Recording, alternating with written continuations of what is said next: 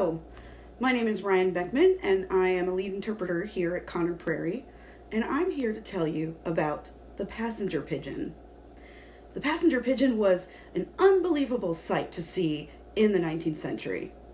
You might be thinking, big deal, right? It's just a pigeon.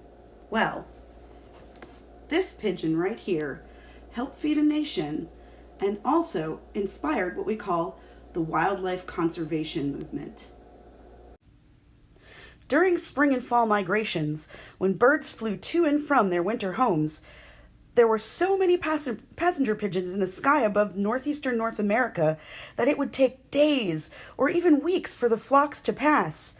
The sky would fill with a stream of pigeons so dark and thick, folks claimed the birds could block out the sun for hours at a time. In 1823, William Hebert wrote that in Harmony, Indiana, he saw an astonishing flight of pigeons. One man wrote that it felt like a tornado about to overwhelm the house and everything round in destruction. At night, when the birds would gather in the trees to sleep, they would fill every limb, branch, and twig. The weight of so many birds was so heavy, the trees would sometimes collapse. Famous naturalist John James Audubon watched flocks near Louisville, Kentucky in 1813, and he observed that here and there the perches gave way with a crash, and falling to the ground destroyed hundreds of birds beneath, forcing down the dense group with which every stick was loaded. Some folks noted that it was unwise to stand under those trees because you might be killed by the falling branches. Also, you might get hit with bird poop. Yep, that's right. Heaps of pigeon poo, in Audubon's words, fell in spots not unlike melting flakes of snow. Some say the birds left up to several inches of poo on the ground at a time. Gross! I hope the folks who are out there watching these pigeons wore their hats and boots. Settlers in Indiana were watching these birds for another reason: food.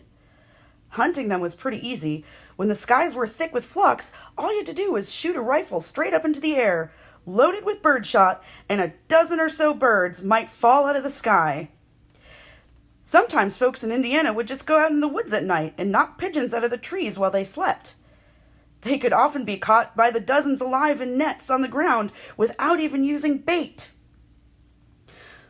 One of my favorite cookbooks of the era, the 1829 American Frugal Housewife by Lydia Maria Child, has almost a whole page of receipts, that's the 19th century word for recipe, for cooking pigeons. How to roast them, stew them, boil them, stuff them, bake them, or pot them for later use. In the September 10th, 1857 edition of the Marshall County Republican newspaper out of Plymouth, Indiana, a notice was put out that wild pigeons are becoming very plentiful hereabouts. Shoot them or they will prey upon your wheat fields. They don't make a bad old-fashioned pot pie. For almost 200 years between the 17th and middle of the 19th century, it's estimated there were between 3 and 5 billion passenger pigeons in the wild. That makes it the most numerous bird in the world ever to be recorded. But by the late 1800s, folks began to notice those crazy big flocks of pigeons weren't as large as they used to have been in the past. And in some places, the flocks had started to disappear altogether. But why? Well, as the country grew and more people needed to be fed, the passenger pigeon was what wound up on their supper tables.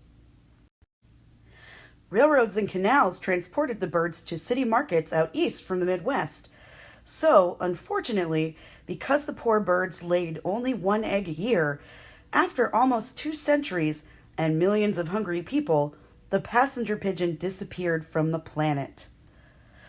The last one seen in the wild was shot right here in Indiana, near Laurel, on April 3rd, 1902. Just 12 years after that, the very last captive pigeon, a female named Martha, died in the Cincinnati Zoo. The extinction of the passenger pigeon was very sad. But guess what, friends? Scientists in the early 20th century saw what had happened to the passenger pigeon and decided they didn't want any more animals to completely disappear ever again.